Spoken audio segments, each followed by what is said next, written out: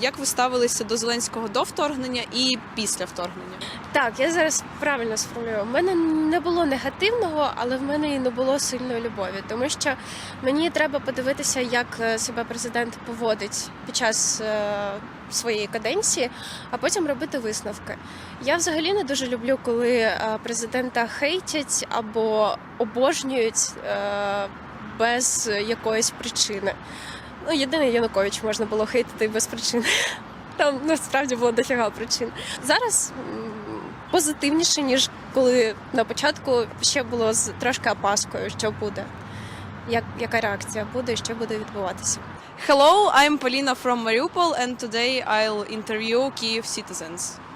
Да, складне доволі питання. І до вторгнення були до нього питання, були позитивні моменти, були негативні.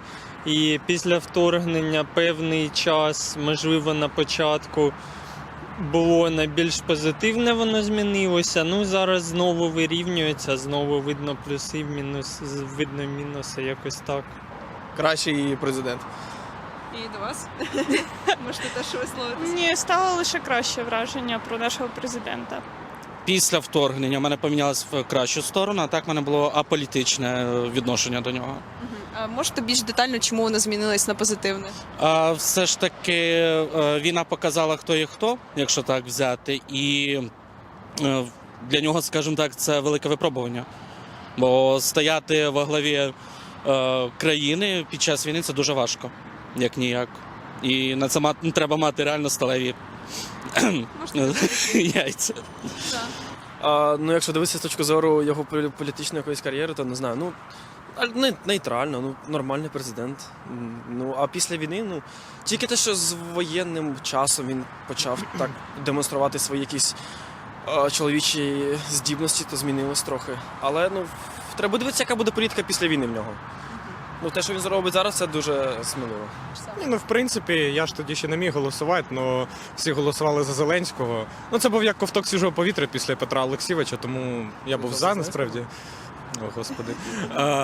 Але коли почалася війна, то мені все ж таки подобається політика нашого президента, тому що видно те, що він вже возмужав, що він вже не такий, як казали, що він клоун і т.д. Він ставить на коліна іншого клоуна з сусідньої країни. І тому я всім цим задоволений, тому в мене претензій до нього немає. Скажу чесно, я досить таки нейтрально до нього ставилася до повномасштабного вторгнення. Після і до, я можу навіть сказати, коли була Мюнхенська конференція, його виступ був, я, звичайно, змінила свою думку про нього. Я зрозуміла, що це сильний президент сильної нації. І зараз я напрочуд позитивно ставлюся до його дій і до його самопозиціювання як лідера нації. Ну, власне кажучи, я до повномасштабного вторгнення особливо не цікавилася політикою. Так було дивно спостерігати за тим, кого обирають президентом, враховуючи там минуле, так що це комік, якісь такі ситуації. І якось, не можу сказати, що якесь було взагалі ставлення. Чи то нейтральне, чи то взагалі ніякого не було, взагалі нічого про нього не думала. Уже зараз також можу сказати, що я підтримую нашого президента, підтримую його політику, його дії, і я впевнена, що це саме той президент, який нам потрібен в цей час для перемоги. If you wanna support my channel, you can subscribe on Patreon, link in description. Не змінилось. А яке було? Не дуже позитивно. Можете більш детально? Вважаю, що війна в даному випадку, яка розпочалася в нас, і його заслуга в кавичках теж в цьому є. Президент з цієї сторони. Він розраховував, що наш президент не зможе в певній мірі протистояти йому. Тому війна розпочалася. Я так вважаю. І ще одне. Я вважаю, що наш президент Зеленський трошки не довіряв своєму народу до початку вторгнення.